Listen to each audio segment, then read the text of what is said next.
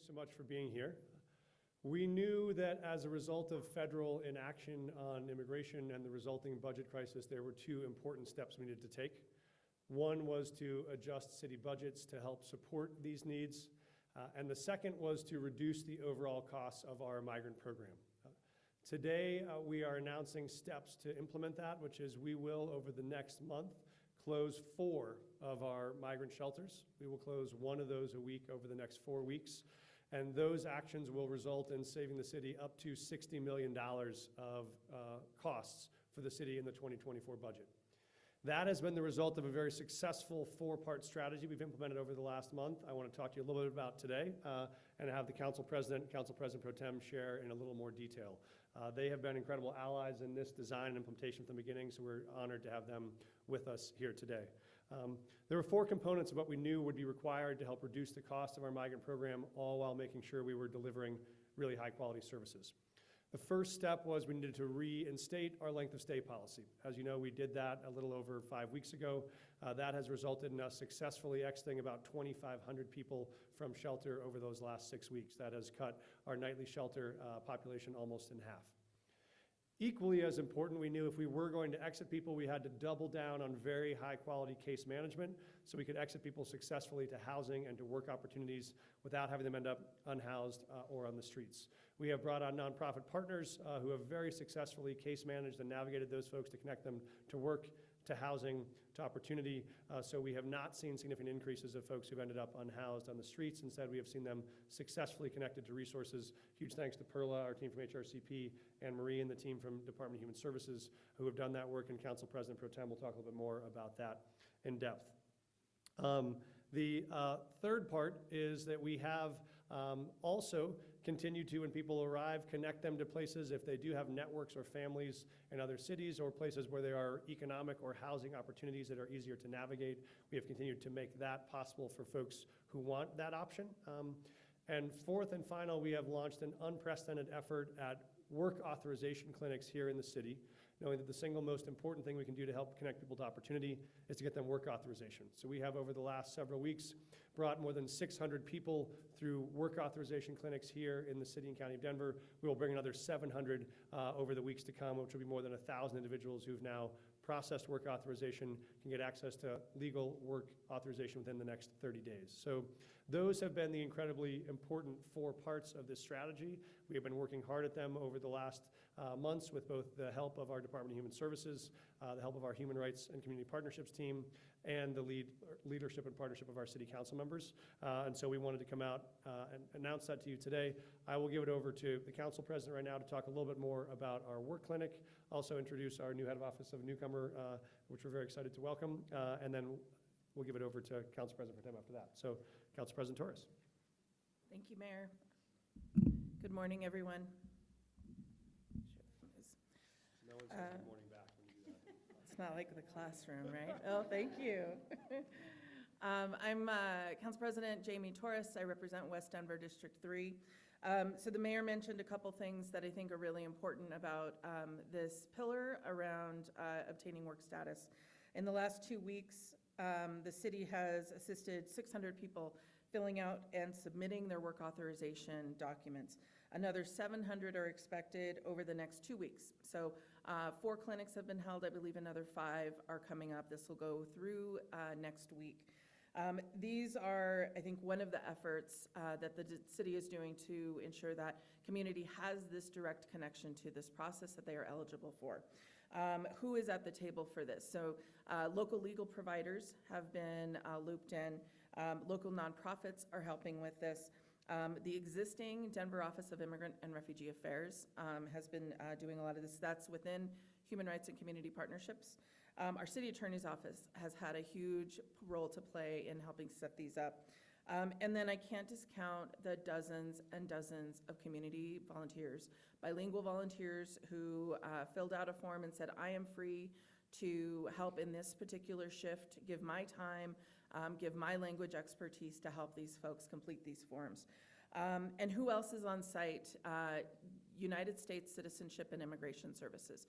USCIS, who actually processes these applications, is directly on site, And all of these folks have already been screened for application and have received fee waivers. So this is one of the ways that the federal government is able to partner with the city in holding these clinics and making sure that we're able to get these applications through. I want to take this opportunity to welcome a major person who's going to be a great point of contact, not just for this effort, but for community moving forward. This is Sarah Plastino to my right. Sarah comes to this role already from the Denver community. She brings over 15 years of experience in doing asylum, immigration, direct defense work to this role. And I knew her in her role from Rocky Mountain Immigrant Advocacy Network, where she defended folks in the Aurora Detention Facility and defended and supported unaccompanied refugee minors. So this is not an unfamiliar territory for Sarah, and I'm overjoyed that she's able to join us. I do want to mention that she is the co-founder of the Asylum Law and Advocacy Practicum course at DU College of Law, and really welcome the expertise that she'll be bringing to this space and helping us navigate both what does the response look like and what does integration look like. So I want to thank Sarah for being here, and I'll hand it over to Councilwoman Pro Tem Amanda Sandoval. Thank you, President Torres, and thank you all for being here. I'm Councilwoman Amanda Sandoval, and I represent Northwest Denver District 1. Since January 31st, the city has provided case management to over 700 individuals, which includes 500 people have secured temporary housing, thanks to the case management outreach. And of those numbers, 45 to 50% are children.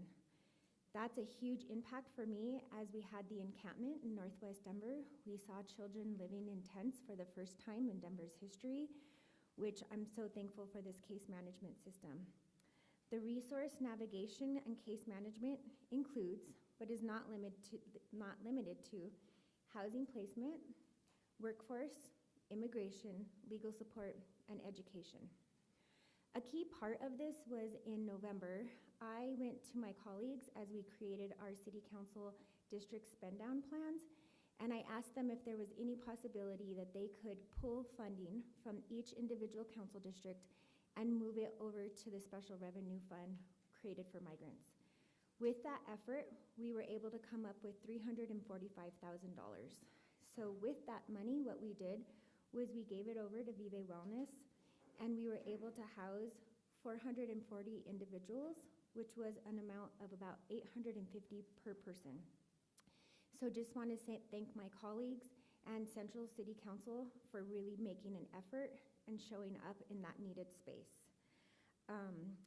During all of this time, I've been, and I know all of Denverites have been worried about people living on the streets, and because of this concerted effort with case management, we do not see people living on the streets. I'll just end by saying that none of this could happen without the community partners who have stepped in, the residents who have stepped in, our faith community who have stepped in, and our teachers and our Denver Public Schools have all stepped in. There's an old proverb that says it takes a village to raise a child, and I believe that is implemented here. I have seen Denver step into spaces that in my entire existence of living in Denver, I have never seen people step up like this. It is a proud moment for me in Northwest Denver. I'd like to give a shout out to our many faith communities. I have an emergency shelter in Northwest Denver. I have a Highland Moms and Neighbors group that started, and now they have groups all over Denver that are stepping into spaces, providing pots and pans, providing sheets, providing shower curtains, providing towels, things that we take for granted in our everyday life when we just get ready that these individuals don't have. So thank you all to our nonprofit, and I just want to end by saying thank you to all the city workers. For someone who has been here since December of 2022 in this humanitarian crisis, I just want to acknowledge and say we see you. Thank you for doing your job, and thank you for stepping in and doing like 5 other jobs while you were still doing your one job. It has not been easy. There's been lots of sleepless nights, and I just want to acknowledge you publicly and thank you so much. This could not have happened without any of you. Thank you. Thank you so much. Our belief is even without any federal support on this issue, we believe our problems are solvable, and we are the ones to solve them, and that's the spirit the city has stepped up with here. And that's why we knew we would need two parts of a response here. One was to adjust our city budgets. The second was to reduce the costs of our migrant program. Today is a significant step forward in that by announcing the closure of 4 shelters over the next month and the savings of up to $60 million of resources we can now use to make sure all city services are funded. So important step forward. Really grateful for all the collaboration from our nonprofit partners and from the city leaders who've made this possible. It's one step along the way, but an important step. So with that, I'm happy to stop and ready to take questions people may have for me or for folks that are up here with us. When the 4 shelters close, what system has been put in place to make sure people have a place to go at that point? Thank you. So to be clear, no one is being displaced from these shelters. No one's length of stay policy will be changed. The reason we're phasing these out one per week over the next 4 weeks is we have organized the populations at those hotels to be naturally drawing down. And as they draw down close to a close, we will then consolidate them. And anyone left at that site, we will move to another site. So there will only be about 300 people total over the next 4 weeks that would be relocated from one of the shelters that are closing to one of those shelters that are still open. All the rest of the folks are naturally exiting on their regular length of stay policy, and we've metered that to make it work over the next 4 weeks. Mayor, in light of these shelters closing and with fewer migrants arriving into the city, are deep budget cuts still necessary? Are you still looking at that $108 million in spending this year? So this represents up to $60 million of savings against that $180 million budget estimate. So this would drop our total need to around $120 million as our projection right now. That, of course, is dependent on future inflows. If we see huge surges again, those numbers could change. But this allows us to save up to $60 million, or up to a third of what those budget cuts would have been based on this adjustment. So what is the city's plan if there is a surge? Because we've seen surges throughout this past year. Yep. We're putting in place now infrastructure to be able to manage what would need if that happens. But our plan is to try to close these shelters and keep them closed and move away from a system that has revolved largely on significant numbers of open hotels for ongoing housing. We're trying to do more and better of the case navigation that gets people directly from shelter opportunities into housing or into workforce options or into onward travel. And so that continues to be our focus, and it's been successful for us over the last 5 weeks.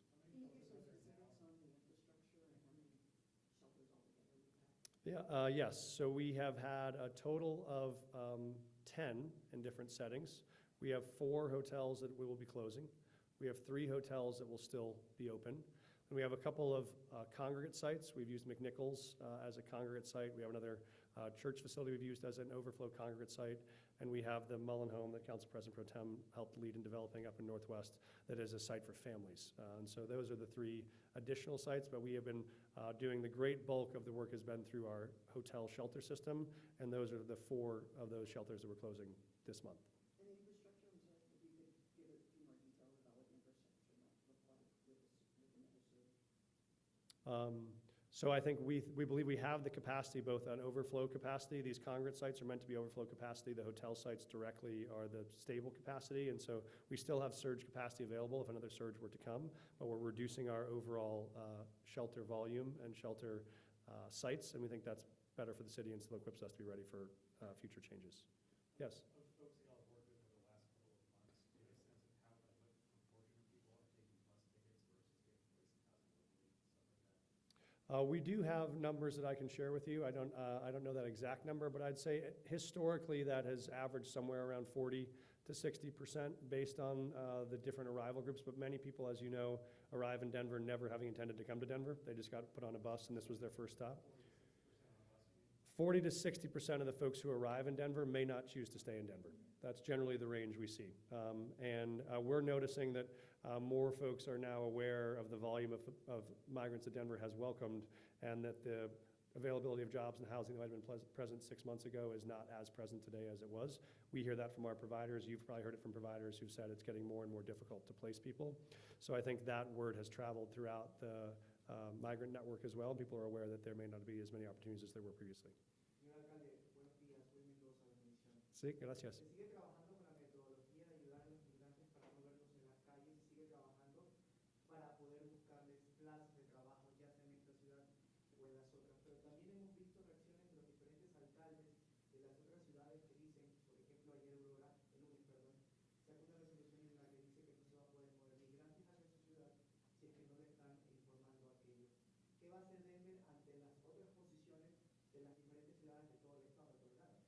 Que la primera es que eso no es la verdad. Hemos hablado con esas personas y esos alcaldes. No estamos enviando gente a nadie. Bienvenidos gente aquí en Denver. Ayudamos a encontrar apoyos que necesitan, pero no enviamos a esas ciudades. Estamos trabajando aquí para ayudar a la gente que llegan. Y todavía vamos a seguir ser una ciudad que va a ser una ciudad de bienvenida a gente que llegan, pero también tenemos que asegurar que podemos apoyar los servicios aquí que necesitamos por los residentes, y eso es una oportunidad para hacer los dos. ¿Cuál es su posición ante los pensamientos de los otros alcaldes? Yo creo que ellos pueden decidir lo que quieren hacer ahí en sus ciudades. Aquí estamos una comunidad de bienvenida y eso nos ha ayudado para ser, creo, la ciudad más vibrante y con más oportunidades que cualquier otro en el estado, y vamos a seguir así. En cuanto a presupuesto, alcalde, veía un artículo en internet de un periódico importante de acá de la ciudad que decía que se están recortando ciertas horas de ciertos trabajadores de la ciudad de Denver para poder apoyar al presupuesto que se está dando para estudiar. ¿Qué tiene que decir al respecto? Que todavía sabemos que la gente que vinieron para ayudarnos en este programa que ya tenemos, sabían cuando llegaron que iba a ser un programa de poco tiempo, pero querían venir para ayudarnos con nuestros refugios, y dijimos gracias a ellos para hacer eso, pero ellos sabían cuando llegaron que eso fue un tiempo corto.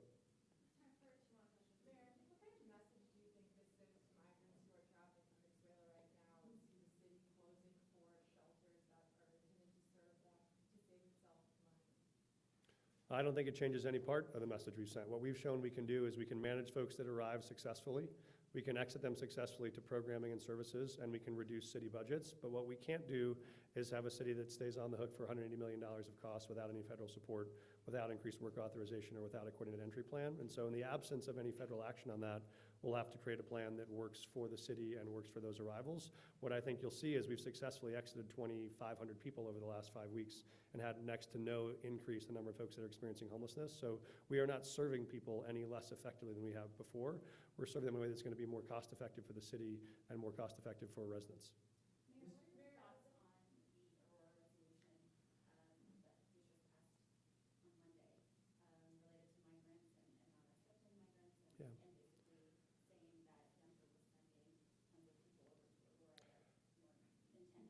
Yeah, first of all, it's false that we're sending them to Aurora.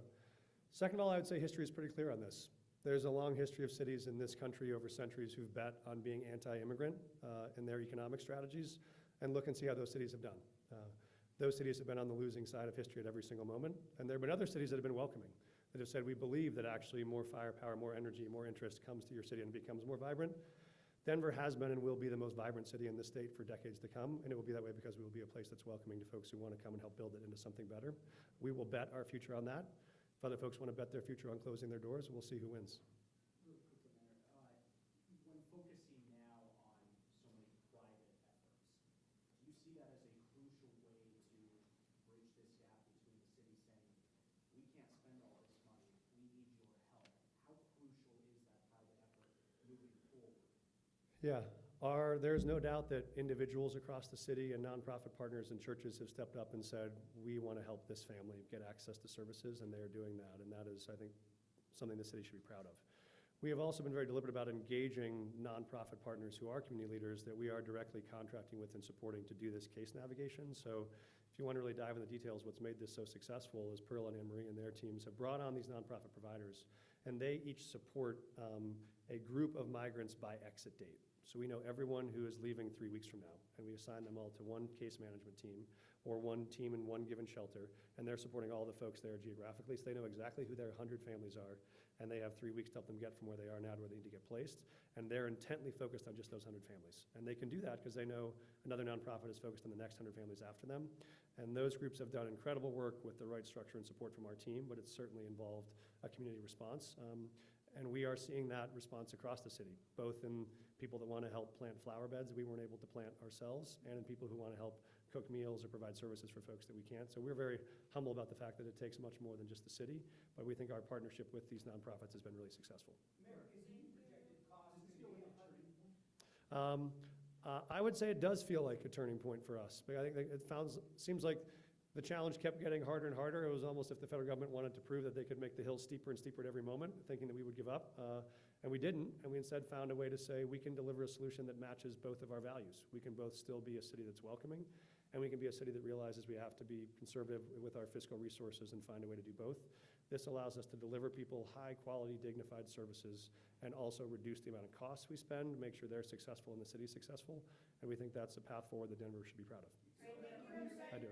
When you say the new cost will be $120 million, because previously it was 180 combined to 60, are we looking at $120 million? Is that the number we can use, that we can report? And are any city departments going to continue to have to cut their budgets to provide that 120 million, if 120 is that new number? Thanks for asking. Want to definitely make sure I'm clear on that. So that is correct. These changes to our program structure will save the city up to $60 million in costs. That means $180 million deficit that we were facing is now closer to $120 million.